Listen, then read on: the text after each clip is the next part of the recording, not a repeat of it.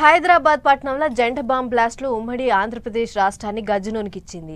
అప్పుడు ఇంకా ఆంధ్ర తెలంగాణ వేరువాళ్లే ఉమ్మడి రాష్ట్రంగానే ఉన్నది. గా బాంబులు పేలి అందాజు ఒక 12 ఏండ్లకు మీదనే అయ్యింది. టిఫిన్ బాక్స్లో బాంబు పెట్టి సైకిల్కు తగిలించుకొని వచ్చి ఆడ పెట్టిపోతే పేలినాయి. 50 మంది వరకు జీవిడిచిర్రు. చాలా మందికి దెబ్బలు తగిలినాయి. అది అందరికీ ఏరుకున్న ముచ్చటే గాని ఇప్పుడెందుకు అనంటే దిల్సుఖ్ నగర్ లో బాంబులు వేలిన కేసులో హైకోర్టు తీర్పు కూడా వచ్చింది. గా 5గురికి ఉరిశిక్ష చేసుడే మంచిదని వాళ్ళు వేసిన కేసును కొట్టేసింది హైకోర్టు.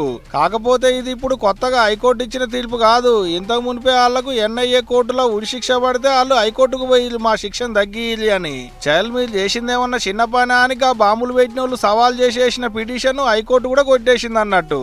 అయితే 2013 ఫిబ్రవరి 21వ తారీఖు నాడు దిల్సుఖ్ నగర్ లో ఉన్న కోనార్క్ సినిమా థియేటర్ కాడ ఒకటి, మలక్పేట పోలీస్ స్టేషన్ కు అసుంటోటి 2 దుక్కుల సైకిళ్లకు టిఫిన్ బాంబులు పెట్టిపోతే పట్ట ఓటి అని కొట్టి వెళ్ళినాయి. మొత్తం 18 మంది వరకు జీవిడిస్తే ఓ 150 మందికి మీదనే దెబ్బలు తగిలినాయి.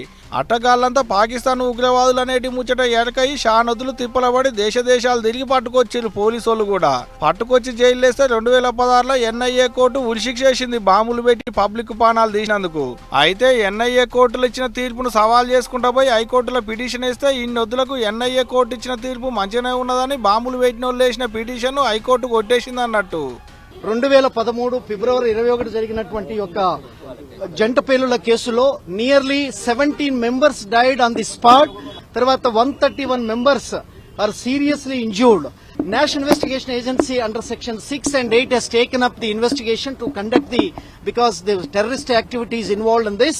ఈ 8 to 6 కు చెందినటువంటి 5గురు కూడా ట్రయల్ కోర్టు సుదీర్ఘమైనటువంటి విచారణ చేసి ఈ 5 అక్యూజ్డ్ కూడా ట్రయల్ కోర్టు ముఖ్యంగా special court for NIA cases Charlapalli జైల్లో కండక్ట్ చేసి నియర్లీ మొత్తం 5గురు కూడా మరణశిక్ష rarest of the rare case అని చెప్పి క్యాపిటల్ పనిష్మెంట్ ఇవ్వడం జరిగింది.